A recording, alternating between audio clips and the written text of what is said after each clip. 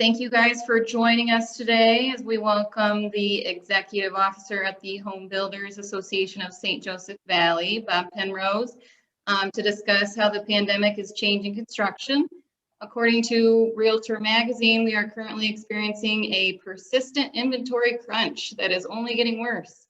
And there is potential for a new home construction boom. So we think this information is that Bob's going to be providing today is going to be very beneficial to our members here in 2021. So thanks again, Bob, for being here, and go ahead. Well, thank you, Carlin. I appreciate the intro, and thank you to the Realtors Association for inviting me to talk today. I am going to go ahead and share my screen so you can choose whether you want to see my face or not. It won't hurt my feelings. If you just want to see the full screen, that is just fine. So let me click this button here. All right. Okay.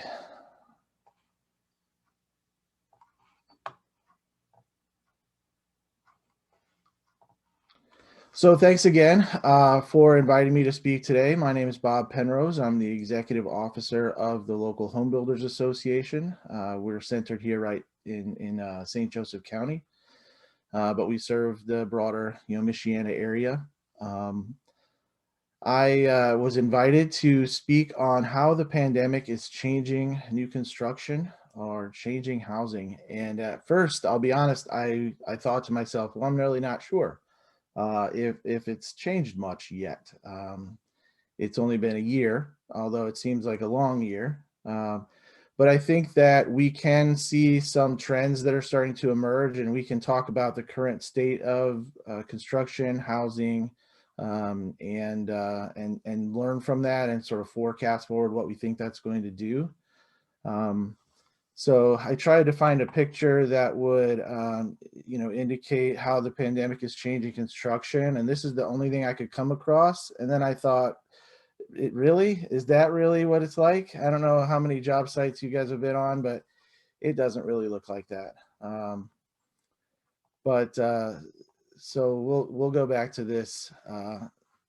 And I like it because we're looking ahead at sort of creating a vision for where we're at, what we're expecting to see. So my overview for today is going to be, we're going to talk about factors that are impacting building, and how that's affecting our builders, and how that is being impacted by buyer preferences. I'd like to look at trends, and see which ones we think are temporary and which ones we think might be here to stay. And then kind of highlight a few things to watch, some of my favorite trends to watch. And then, of course, if I don't sprinkle it in, we'll cover a section at the end which highlights some of our local insights on that, some of the local builders' perspectives on what the national trends are and how they're being seen here as well. So let's start with how which factors are impacting our builders, which is what influences the cost of new construction. As we know, that new home construction continues to defy expectations. There was a slight sort of speed bump in April of last year, and beyond that, it has been pretty much stronger than anybody expected it would be. 2020 ended the year even higher than the projections were, even despite the first quarter being a little slower. And demand is still very high. A lot of that demand for new construction is coming from people who want to, they're spending more time in their homes, and we'll cover a little bit of that later. But first, it's important to look at the big picture, and that is a lot of the construction influences, a lot of the factors that impact our builders are not new. They're just being exaggerated by the last 12 months and this new impact. So if we look at this chart, we're looking at two side-by-side, and these are surveys that are done by our National Association of Home Builders. One on the left is 2019, and then looking ahead to 2020, compared to 2020 looking ahead to 2021. And I want to highlight a few of the differences here. So we're going to look at each of these individually. But you can see that we'll also see that there's a lot more in similarity than there are differences. In 2019, looking ahead to 2020, the biggest challenge that builders were facing was the availability of labor. And that continues to be a huge, huge factor. But it also, we're going to see that material prices and government regulation costs are still right up there. And so if we look at this, there are, you won't see one line item for government regulation, but you're going to see the cost of developing lots, inspections and fees for hookups, environmental regulations and policies. So there isn't one line item, there's actually about 4 or 5 that are lumped together in what I'm going to call regulatory costs. As we jump then back to 2020 and what we're looking ahead to in 2021, building material prices has taken the lead, and it's actually the top 2 costs. Top 2 items are both the prices and the availability, and they're actually they're not new, but they've been exaggerated to the point where they've actually eclipsed the availability of labor. Still in here we have 3 or 4 different items that are all sort of categorized as regulatory. So the big 3 are still the same. The big 3 challenges to builders, and especially new construction: regulatory costs, labor shortages, and supply of materials. So let's look at those individually. Regulatory costs can sometimes amount to 30% of the cost of a new home, and that doesn't necessarily has not necessarily been impacted by the last 12 years. The last 12 months. The regulatory fees are about the same as they were, but they're not getting any better, and that's for sure.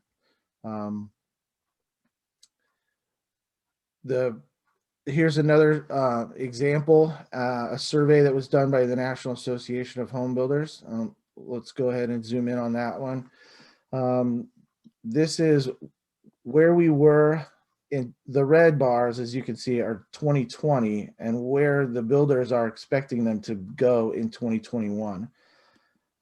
Again, not necessarily directly related to the pandemic, but it's certainly not, none of these are going down. Really, none of these are going to be easier for builders. They're continuing to be a challenge that they face. The next one, what I'm calling the big 3 challenges to builders: labor shortages. Sorry, I think I have the slides out of order. We actually, so we're skipping labor shortage. We're coming back to supply of materials. Lumber prices are just one indicator. This is actually being seen in a lot of different building materials as well. Even I'm starting to hear reports of flooring. You hear about luxury vinyl planking, luxury vinyl tile. Some of the petroleum products that are used into the manufacturing of those products are becoming short in supply, and what we're looking at with new administration and new government regulations impacting those, we might see this impacting a lot more than just lumber. But lumber prices are a strong indicator of all of the building materials and supplies that are being impacted right now. We peaked, we hit an all-time high last fall, and then there was a dip, but it was unfortunately very temporary. And now, as of last week, 2 weeks ago, we're seeing that the numbers are even higher than they were. So we're currently at an all-time high for lumber prices. that is directly impacted by the pandemic, but it is also more than that. The indicators were there for a while, but now we're starting to see that this has sort of it has magnified, exaggerated an already existing issue. The National Association of Home Builders is lobbying almost daily to try to figure out what is going on with the lumber supply. Part of what happened last year is that the milling and the production facilities closed for a period of time. And at the same time, the demand just kept right on going. We didn't really, like I mentioned earlier, we didn't really see a slowdown in the demand for new construction. In fact, we saw an increase, and we saw an increase in remodeling. And that demand just kept pushing and ran us out of all of the inventory. And at the same time, there are tariff issues with Canadian softwood lumber, but the National Association is trying to answer and address these, but they're really not 100% sure of all the factors that are at play here. So, so I'll come back to, we'll talk about this a little bit more as it's being addressed by our local builders and kind of their feedback on it too. Other pandemic related challenges as reported by builders. We're going to see more of the same. Shortages and delays in obtaining building materials is, almost 100% of builders that were surveyed by this survey have responded that this is a major or at least a minor issue. You're going to see, again, local jurisdictions that goes into the regulatory costs and regulatory delays that they deal with, and then difficulty in finding workers to work on construction sites. So again, it's really all, if there is a silver lining to the past 12 months, it is probably in the fact that labor is not the number one challenge that they're facing now. We actually saw a slight increase in the amount of workers in the construction workforce. I would say that part of that is due to the fact that a lot of states were recognized, construction was recognized as an essential industry, and workers were able to find work, and it kind of attracted some workers back to the workforce. Now it's still a huge issue. There was already an overwhelming demand for skilled labor, and that continues. But if there is a silver lining, it hasn't gotten worse in the last 12 months, like we see in the other challenges that builders are facing.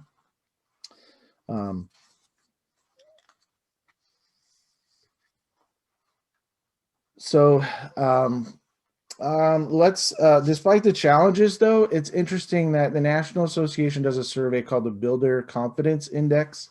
And I don't have a slide for that, but builder confidence is at an all-time high. It hit an all-time high in the fall, dropped a little bit since then, but it's currently at an 82 on a scale of 1 to 100, where they feel like anything over 50 is pretty good. Builder confidence hit like 90. So they are optimistic, and a lot of it is because there's so much demand that they can, they're able to build as many houses as they possibly can. So there is some good news in terms of the new construction industry, although I'm not really sure that locally we're going to be able to address the demands, and I suspect we're in for a little bit of a longer period of time before things really start to get better. But let's turn our attention now to let's shift our focus to homes, features, and buyer preferences. It's important to keep this in perspective for the in the big picture, because the NAHB did a survey last year. How has the pandemic impacted your housing preferences? And 67% said no, that it has not. That buyers still basically want what they thought they wanted before. They're not necessarily impacted by it. So 2/3 of buyers are, I wouldn't say they're unswayed by it, but it's really a minority that we're looking at. But I think we can dig in and find some useful trends to pull out and learn from the 25% who said yes, that the pandemic has impacted their housing preference. Of those 25% who said yes to that survey, 90% of those had someone working from home, either a telemarketer or a student, teleworker or a student, not a telemarketer. It could be, there's a lot of those too. Either a student at home or a worker at home or both. And so we can see that that's going to have a big impact on the ones who said they were impacted. This is primarily why they were impacted and why their housing preferences are changing. So I'd like to spend a little time looking at temporary versus permanent. What have we observed, and which ones do we think are here to stay? So on the left side of this chart, we have what, and this is based on a survey and that was done by a national housing advisory company.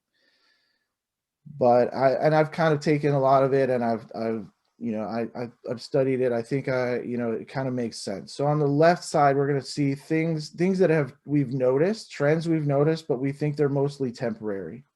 You think about virtual education, the thing we're doing right now, having an online Zoom webinar.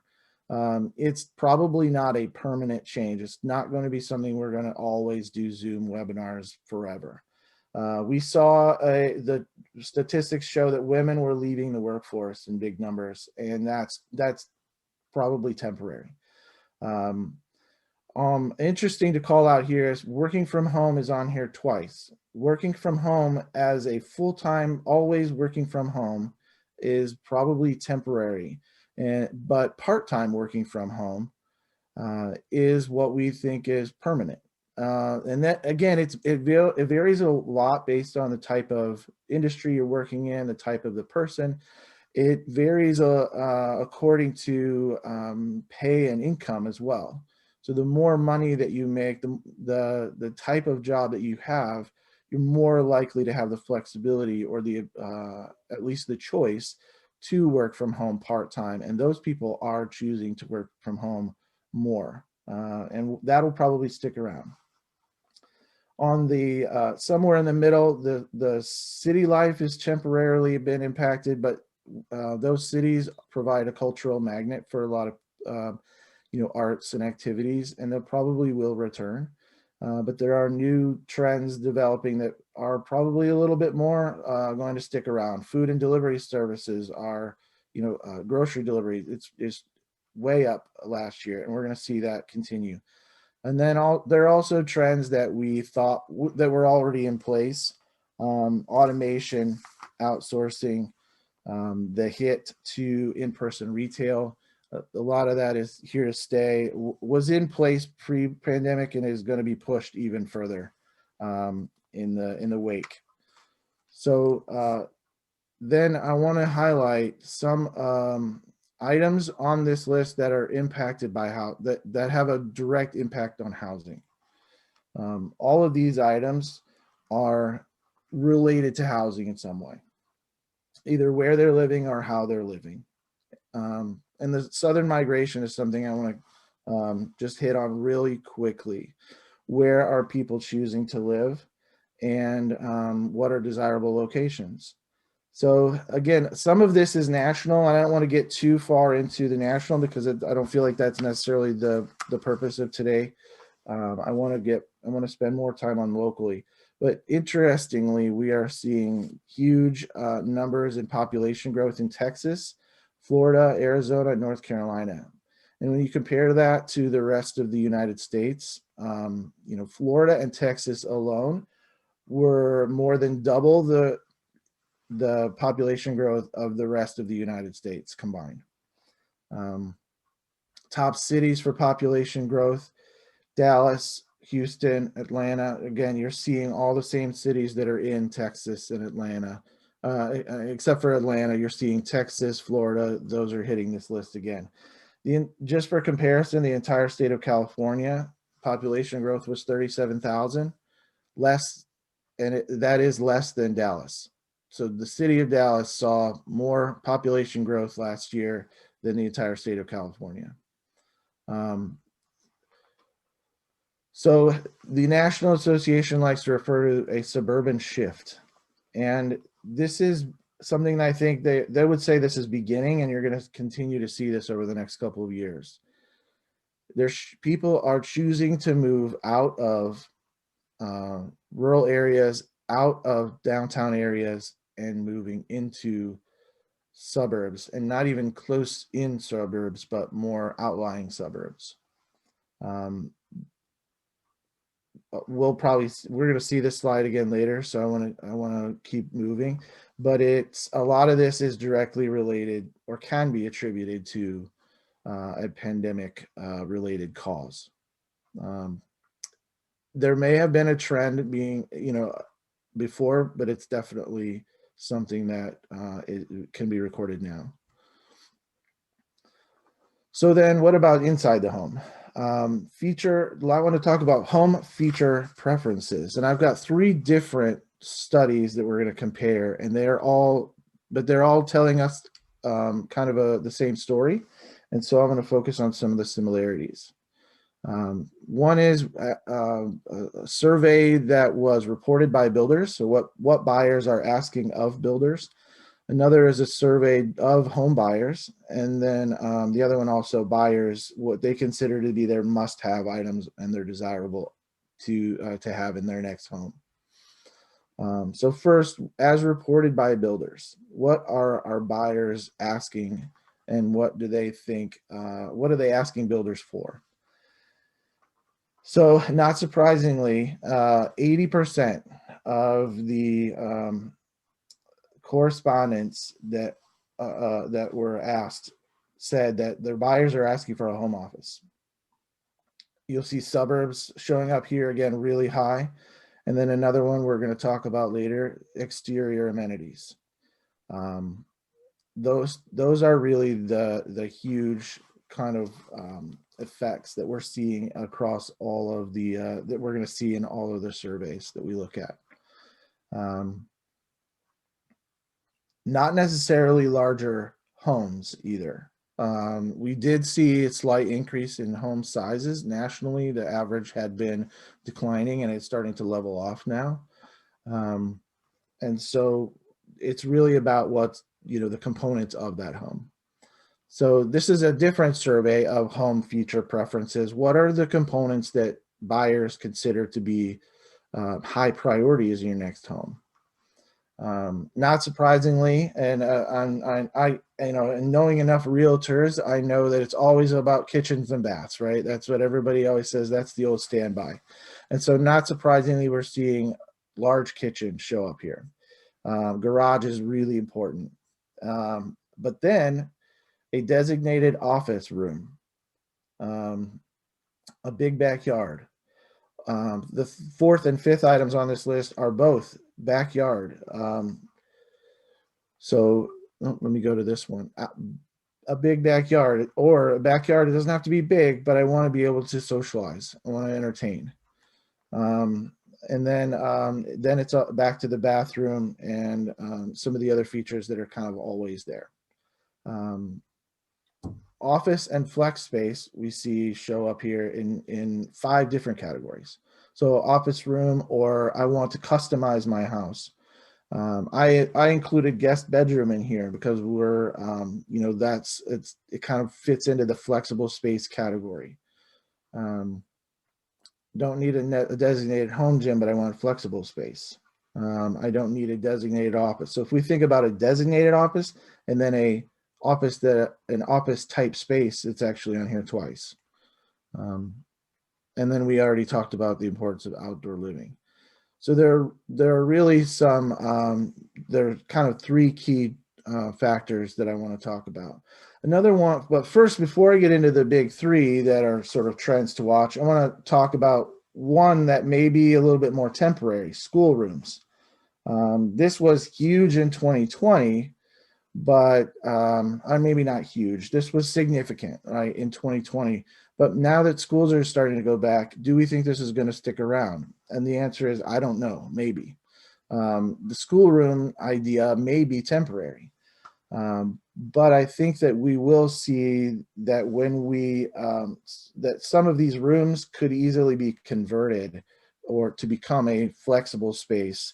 They could be a craft room or a home office, very easily. Or parents might find that their child responds better having a designated space to do their homework. So I think it's a little too soon to know whether this is a temporary trend, but it's certainly not as big as the three. Now, multi-utilitarian use of space is a huge concept right now. We saw it show up on all of the studies. People don't necessarily want a designated home office, but they definitely want something. If they don't, they definitely want to consider that or have a place. Using a space as more than one thing, or it could be easily sort of transitioned. It's not necessarily designed that way, but people are making it happen. They're making it work. So an important trend that is going to be multi-utilitarian use. And yeah, that's a word. I looked it up. So finding additional spaces, finding spaces that can be converted from one use to another or that are flexible. Another important design trend to watch, the creative use of space. So, this is a front entryway, but it also doubles as an office space. Using under stairs for storage, finding a spot, a little nook to put your office if you don't have a designated office space.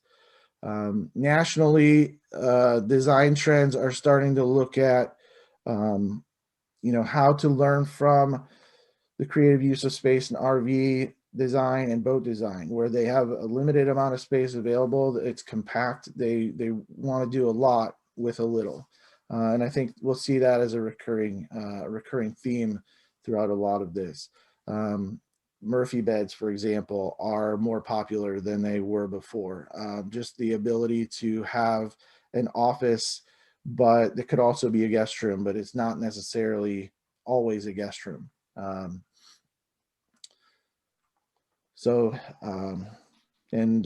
the risk of making this look like an Instagram or what is it? I guess the other one is Pinterest. Like it's a Pinterest slideshow with all these different photos. But I thought we should show some examples because this is basically what we're seeing as a big trend. I even saw a YouTube video on how to build an office in your garage.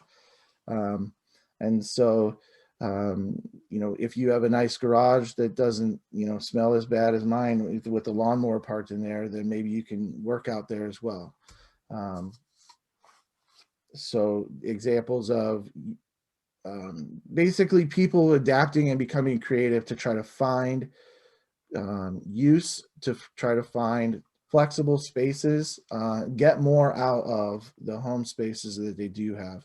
And this is driving not only new construction needs and wants, but also remodeling. And we'll talk about that a little bit more later, but remodeling has hit, an all-time high as well. So let's look at one more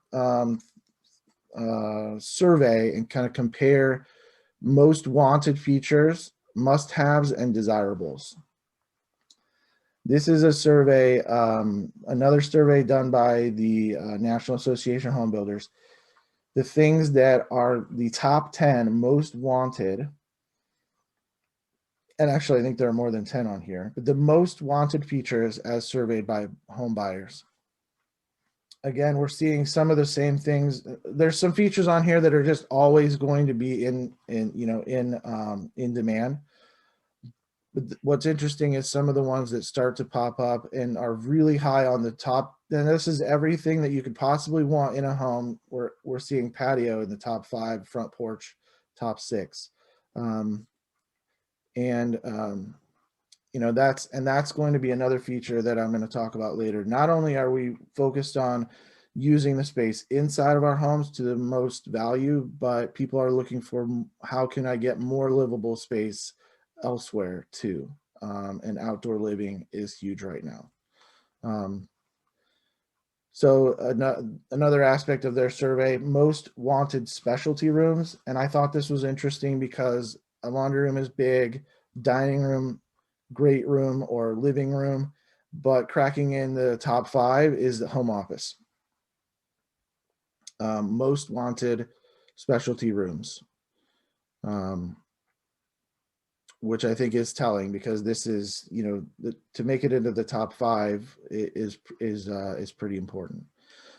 Most wanted outdoor features. Now this is some of these you already saw that are in the top 10 overall, but we're seeing that exterior lighting, patio, front porch, rear porch, deck, all are geared toward outdoor living, using that space as well.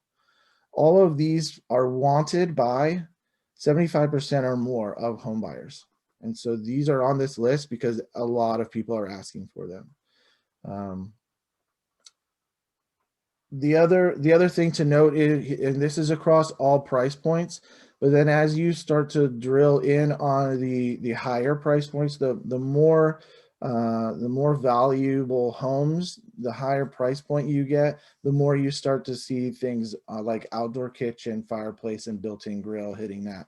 And I think that if we look at sort of the culture of everybody wants to have everything, no matter what price point you're at, even if you only are spending 200, 250, new home at 300,000, you're going to want these features too. It's not just reserved for the high end, but the fact that they're on those lists, it means that there's a trickle down, right? So again, finding the value in the square footage that you have these are basically the biggest 3 trends that I've researched and I've seen in all of these surveys and in talking to our builders. Flexible spaces, outdoor living spaces, and then in our area, this is not necessarily popular in Florida, but in our area especially, finished basements. So I had one builder tell me that hardscapes are huge right now, and it is, and as we start to hit the warmer months, we're going to start to see the demand for this is going to skyrocket. Decks and hardscapes are definitely a trend to watch. And this one actually has all 3, outdoor living space that incorporates a kitchen and a deck and a fire pit, seating area for entertaining.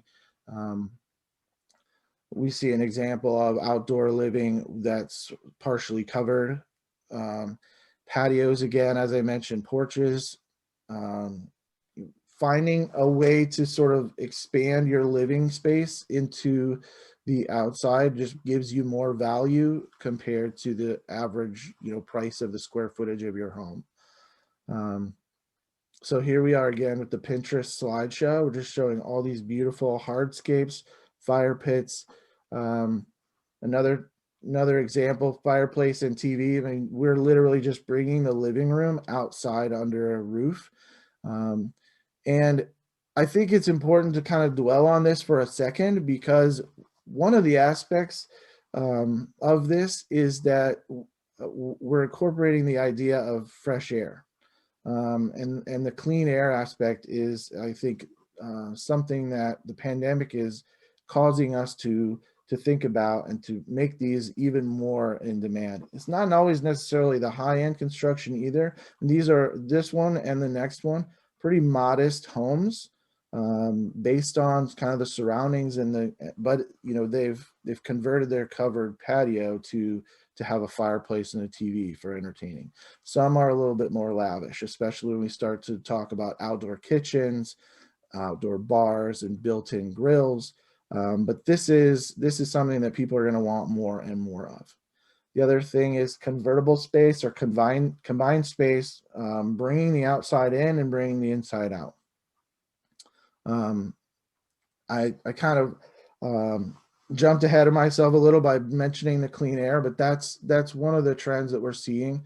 And there's an entire section coming up on that's basically health and wellness. And I think that that's impacting the need and the desire for indoor, outdoor spaces to kind of help us to bring in more fresh air and get outside a little bit more and use those space. Okay, I'm going to skip through some more of these slides.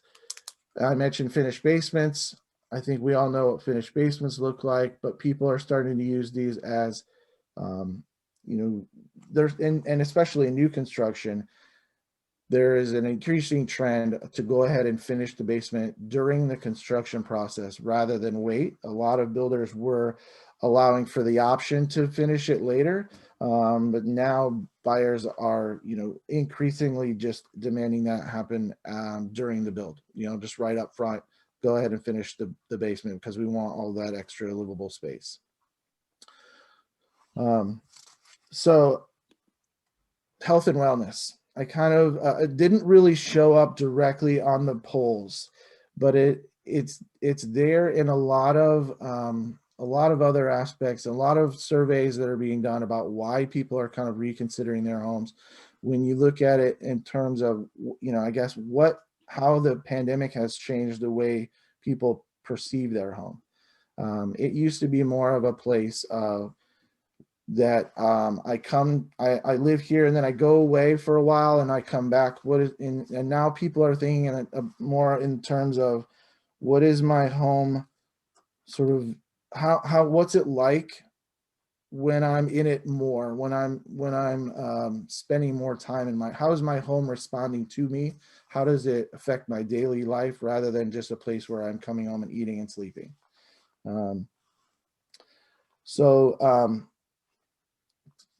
Pre-pandemic was more like what's it like when I leave, and now it is more like, does it provide me with my health and safety?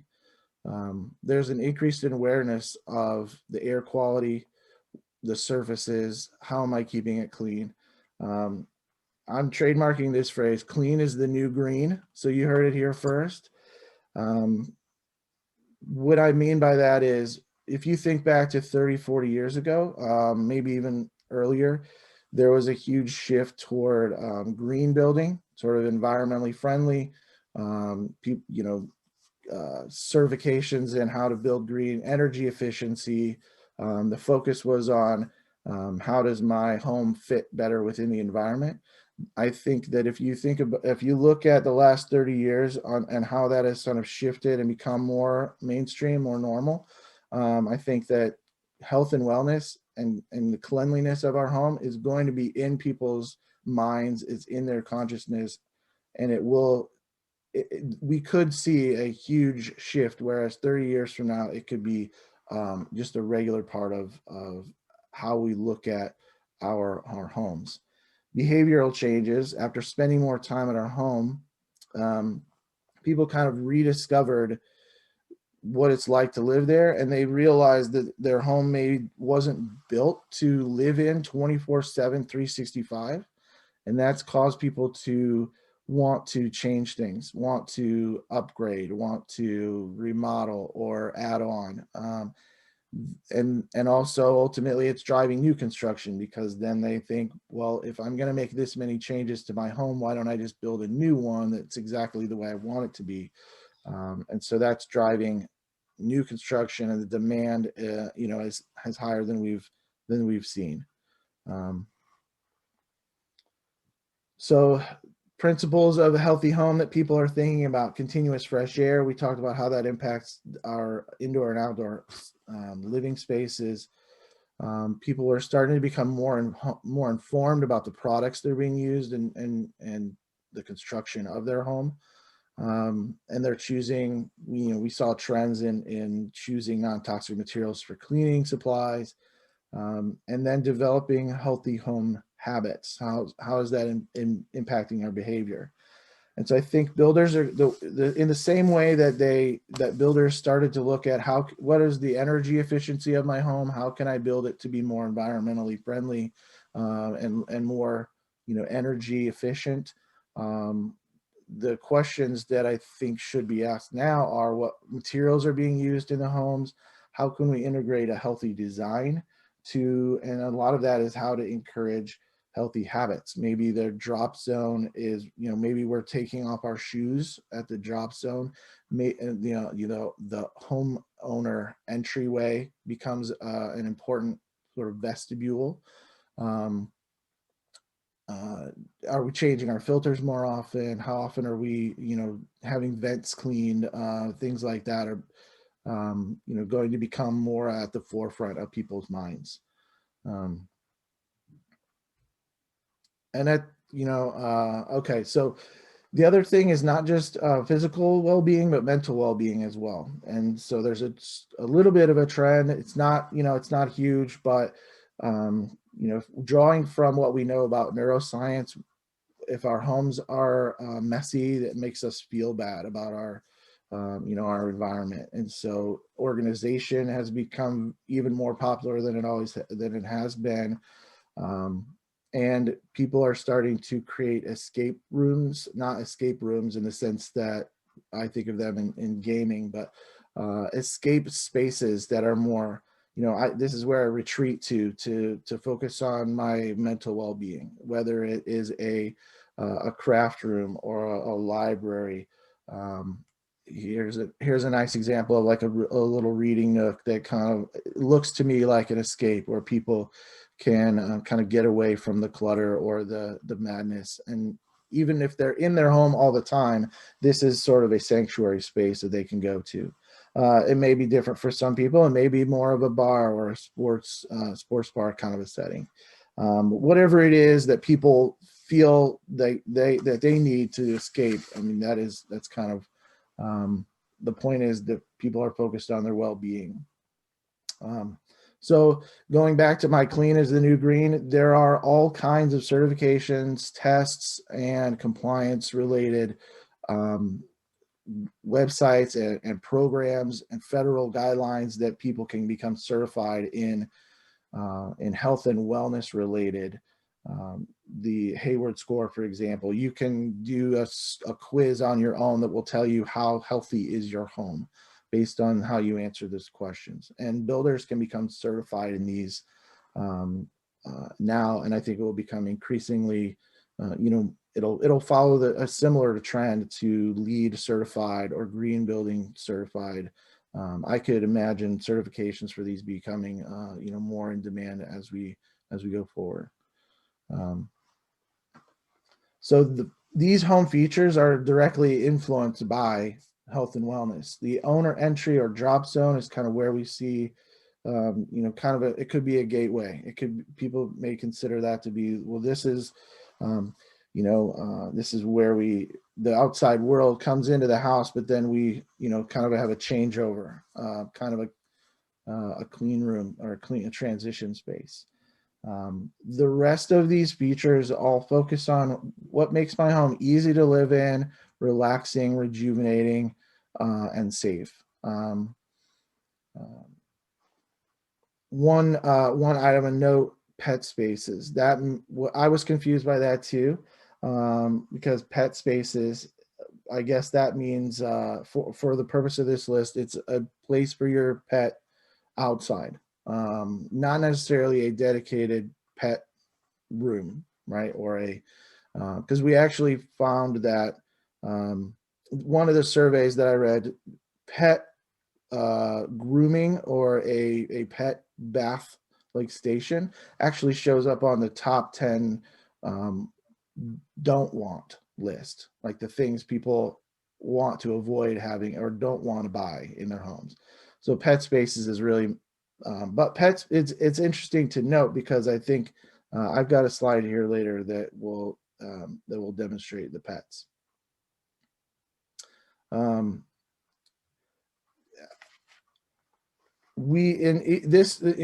may consider this to be, pretty far into the future, but if we think about the homeowner entry or the drop zone being more of like a vestibule, the technology is being developed and is already there for in an extreme case. It's something to keep your eye on. I don't know how likely it would be, but within a few years, you could potentially, if you wanted to, have a zone in your home, have a vestibule where you would come in from the outside world your body could be washed with UV, and then you could, move into your home in sort of a safe environment.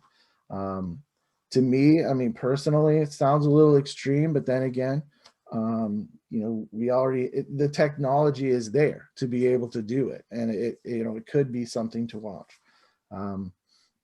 I have to have something on here to be sort of wild and futuristic, right? And I mentioned pets. Pet ownership went way up last year. Almost 50% of homes own a pet. And that's an interesting trend. I don't know what you do with that, but other than, making sure that you have some kind of a yard for your pet, or a way for your pet to live with you. And another one that is still too far out there, but it did show up on a couple of lists, and that is connectivity to the internet. It's becoming more and more important, especially with those 25% who have a student or a worker working from home. Keep your eye on whether fiber or some kind of disruption might happen in the way that internet is being provided to your homes. Okay, so the local perspective, and I know I'm getting a little long-winded, but so I hope you guys are still with me. I hope this is still interesting. Local perspective on these, we've already talked about all of these things in the presentation so far. Remodeling is huge, finding value in the square footage, outdoor living spaces, and these were all mentioned by local builders and remodelers as things that their consumers are asking for. So they've basically confirmed the national trends are happening here in our Michiana area as well. It may just be a handful of people have started to ask, does my HVAC filter out COVID? But we are also seeing trends that make it meaningful.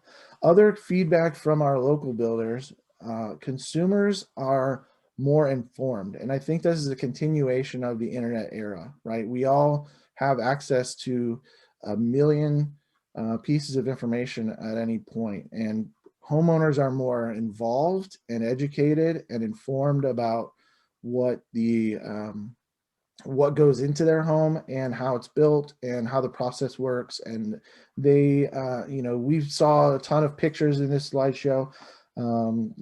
There are examples of things people want, and so people are more and more knowledgeable about what they want and don't want. We also have some confirmation of this suburban shift, that is I'll show you a local example of that in here in a second. But again, overwhelmingly, these are, to put this into the big picture perspective again, overwhelmingly, the traditional factors that drive consumers are still there. What school system is my house in? If I have a family, that'll always be important. How far am I from retail? Things like that. The location, the neighborhood I live in, those are continuing to drive more consumer interest than any temporary ones. But there is a shift in some of the trends like we're talking about today. Remodeling and additions, I think we've covered it all, but I'll throw in some local perspective on that. Our website at hbasjv.com has categories of all of our members, and in addition to builders, right behind it is remodeling.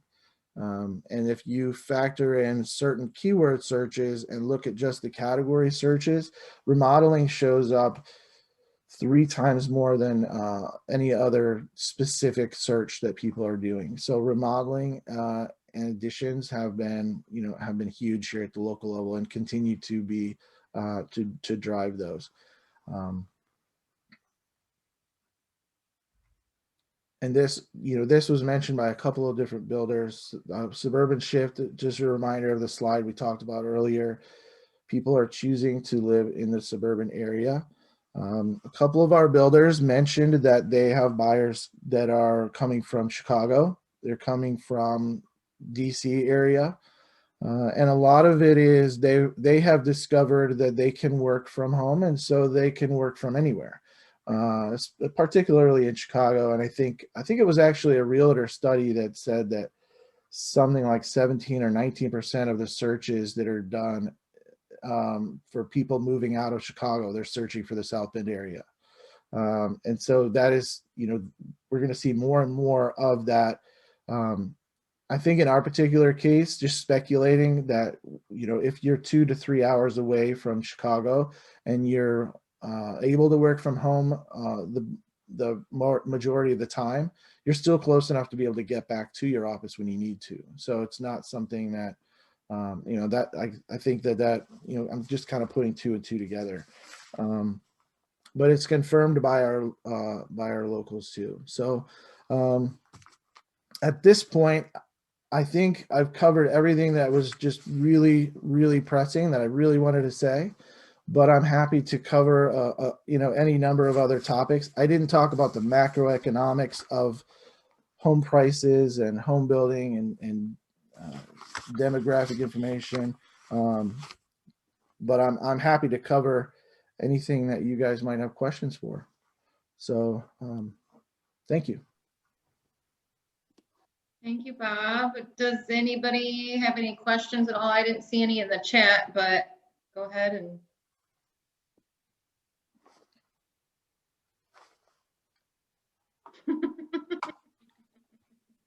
I can always come up with a question or two. Thank you, Dale. No, I want to say, Bob, excellent job. It's really good information, and you must have done a lot of work to put that together. I think it's interesting, like, because of the pandemic, like the move to the suburbs. I don't know that we really have, people fleeing our urban areas to our suburb areas here, but we've got people fleeing Chicago, right? Who know our home prices are so much better here. So that's interesting. I guess the one question I have, you kind of touched on for building material prices, they're going up, they fluctuate. Is that a combination of both some shortages because of the pandemic and production, and just sustained high demand? Yes, it's both of those. Yeah, it's absolutely a combination of the demand is as high as it's ever been. Both building and remodeling use pretty much the same building materials, and so whether you're looking at new construction or upgrading your home, local builders are starting to combat that and maybe adapt to it. I think one of the slides, it showed a dip in sort of projecting forward to 2021. There was a little bit of optimism that building materials and supply shortages would be better than they were last year. I think it's optimistic, and I think that builders are adapting. For example, kitchen cabinets that used to take 2 or 3 weeks start taking 2 or 3 months. They might order them earlier in the process. You can come It becomes difficult when you're talking about they're really not building a lot of speculation homes anymore. They try to, but they're selling them even during the build process. So they're kind of ordering ahead of where ordering cabinets for houses they haven't started yet, for example. They are also trying to just find new sources, new vendors. I think it's really more of an adaptation to their process. I think that suppliers have told me that things are going to be getting better in a couple months, but I don't know if we really know that. We thought lumber prices had peaked, and then they sort of yo-yoed right back up again. So I think nationally it's a real issue.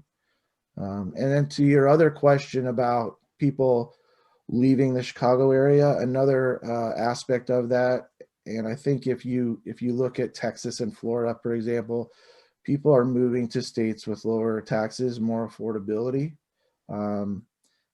So Illinois taxes are higher than Indiana. If you're living in Chicago, you're paying higher taxes, you're paying higher real estate costs to live there. So people are looking at finding more value in their money, and so they're moving to those states. Um, Someone in the chat asked, are there enough buildable lots in St. Joe County? Are there enough? I think that's kind of, I guess, perspective, but I would say the most of the builders would say no. They're looking for more places to build. They're sort of hanging on to the ones they've got, making sure there is competition for lots, especially in the better, sort of nicer parts of the county. But they're also looking at moving to places like New Carlisle and Lakeville. Some of it's driven by schools too, so you're going to start to see a little bit more building in those kind of outlying areas. And the national data would support that too, because those would be outlying suburbs rather than close in suburbs. If you think about South Bend being the urban center, of the county. And I think you also asked a question about the lowest price. Let me find this one. What is the lowest entry price for which our local builders will build a home? Thank you. So it's higher than it used to be. I would say that you're going to need to spend, whereas, a couple of years ago, you could maybe do an entry level new construction home down around 200,000. It's really going to be more like 300 now. It's impacted greatly by the customization of the home, how many upgraded features you want, what kind of materials that you would choose in the build process. But I think it's really difficult to find something, under 250,000 that is new construction. And it's really about supply and demand, and it's about the traditional market forces. Builders are at capacity. They're sort of at the amount of houses that they can comfortably build in a year. And they don't want to tell someone they can build a house for them later to not be able to fulfill that promise. So I think you're going to see that by the end of May or early June this year, a lot of the houses for this year are going to be sold. New construction, you're going to be looking at maybe next year. Their capacity is already as high as it can be. And so I think at the beginning of the talk, we talked about, can we build more houses? And the Realtors Association, we probably would love for our builders to just build more houses so we have more inventory. But the problem is they're really at capacity, especially with the labor shortage, and the materials. They're not able to build more than they can build now. And then when you factor in, if I can only build 20 houses this year, I'm probably going to build the ones that provide me the greatest profit margin. And so that shifts the price up too. And then the demand for pre-owned houses is shifting the prices even higher. Interestingly, I think it's interesting, nationally, if you look at the trend of home prices, they're both going up. Pre-owned houses are going up and new homes are going up, but the gap between them is shrinking. So it's becoming easier and easier to sort of jump from, if I can only afford 300,000 for my home, I can jump to 330 and build a new home. That gap might be narrowing and causing more people to jump into new construction. So did you see the follow-up on that question? She asked if that 300,000 entry level, does that include the lot price in that, or that's just basically for the house? That would include a lot. I would think. The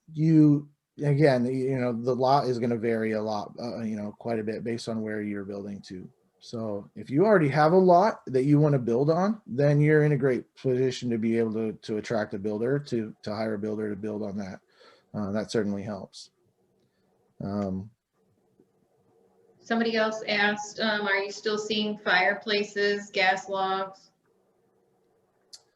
Yeah, I think that probably is confirmed by the people want sort of comfortable spaces. They want to feel like, they're spending more time at home. They want those escape route areas. People are spending time, I guess, and spending money upgrading their space, and that's why you're not seeing home sizes increase very much. We're just seeing more, I guess, more value being found within the square footage, and that, features like that can enhance the way a room is used and enjoyed. Yeah, that goes into your creative use of your space, not necessarily needing more space, just finding better ways to use the space you have.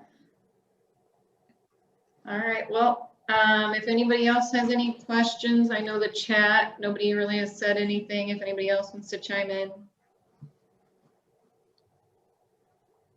I'll No? chime in on one thing. Karen Schneider here. Bob was 110% accurate on everything he mentioned. Did Pam leave the call? Pam and I are trying to put together a build contract right now with a local builder. They want a flex craft room. They want an exercise room. They want a home office. They want not only a fireplace in their great room, but they want that outdoor living space with an outdoor fireplace. They know that they can finish room in the basement at about 1/3 of the cost of making their above grade square footage bigger. That's a great cost savings if you have a buyer, have them finish their basement, have them put some rooms in the basement. It's about 1/3 of the cost of above grade construction. But yeah, the builders are booming. We can't keep specs in inventory. If you have a buyer interested in a spec, don't let them wait until they see it drywalled. It'll be too late. Builders or buyers are buying the spec homes at the framing stage now, which gives them the opportunity to customize it too. Great job, Bob. Thank you, Karen. We didn't really have time to get into the economics, but there are studies showing that people have saved more money over the last year. Interestingly, whether it's, people are not eating out as much or they're not traveling, millennials in particular have saved more money than they ever have before. And that's the market that's starting to become, the hot, kind of the most likely to be buying or trading up from a pre-owned. And so that combined with the interest rates continuing to stay low, there's a lot of equity in people's homes because they have because the prices for pre-owned homes have gone so far. So there's a lot of people have saved, there's a lot of equity out there, and they're spending that on making their lifestyle better, whether that's a new home or an addition. They're considering that to be a good investment for their money, and that will just continue to push demand. I don't, it's really tough when you start looking at the crystal ball to see, how much further can this go, how much higher. I think nationally they're saying they're not expecting interest rates to increase to a significant amount for at least another year, maybe two. And so, the Fed has indicated that they're not interested in raising the rate. If they do, it'll be 0.25%, maybe, a few months from now, or maybe next year. And so I think we're still in a heavy demand cycle that will continue for another couple of years. Which just means we're going to have you again in 2022 to discuss the post-pandemic changes. I'd love to. Yeah, I'd love to. I'd love to come back in a year and see if I was right about any of this stuff, or, a lot of it's just borrowed from national projections and surveys. So some of it was my own speculation. If I got anything wrong, you can blame it on me. There is one more question from Kirsten. She said, how many new homes are being built in St. Joe County per year? Per year. I think it's You know what? I don't have those survey numbers in front of me. I would hate to give you a wrong answer now that people have been so nice and said nice things about me. You could, I mean, you can also, if you wanted to, get us that information I and then do. I can, Yeah, we do track local permitting information for the county, and I have statewide numbers as well that I have access to. I can tell you that it continues to go up. We hit a high number nationally as well as Indiana and locally. We hit a high number in 2019, and then 2020 was even higher. And I think the projections are to be, just continue to, new home construction is going up, but it's also starting to level off because, like I said, they're already building as much as they can build. So with all of those factors being combined, we're kind of plateauing the capacity of our local building. Brian, I don't know if you have that number. Do you, Brian? Is it 1,200? Does that sound like it's off? Maybe 1,100 homes were built in St. Joe County last year. I think that might be building permits, Bob, but not necessarily the number of new homes. So probably best. Right. Well, that's the number that we track is housing starts, which is permits that are pulled. So I don't know if I would be able to tell you how many were completed, but we can give you some information. And I'm happy to share the slides. You can email me. I don't know if I had my email on that last slide. And we've recorded the video, so I'm happy to, do follow-ups with anybody. Just reach out. Shameless plug, if you are not affiliated with the Homebuilders Association of St. Joseph Valley, we do have a lot of realtors who are members, and we're happy to, include you on all of the events that we do and all of our education and advocacy efforts. One of the big events that we do every year is the Builder Showcase. It's coming up in May. We're expecting enormous numbers. I think we all agree that the demand for housing and people wanting to see houses, wanting to, sort of tour them is as high as it's ever been. Even during the height of the pandemic last year, we saw record traffic in our homes around our community.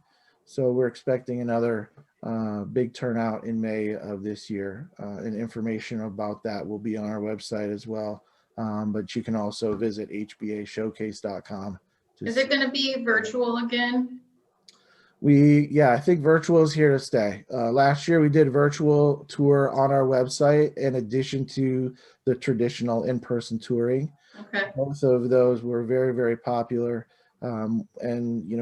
I can't see us ever going back to not having an online version of our traditional tour.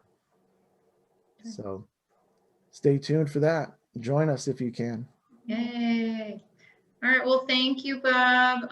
He did say we did record this session, so I'll make sure to send it to everybody along with Bob's contact information. So if anybody has any follow-up or wanted some more numbers or information. Thank you. We appreciate it. A lot of great information. Thanks for having me. Have a good day, everybody. Bye.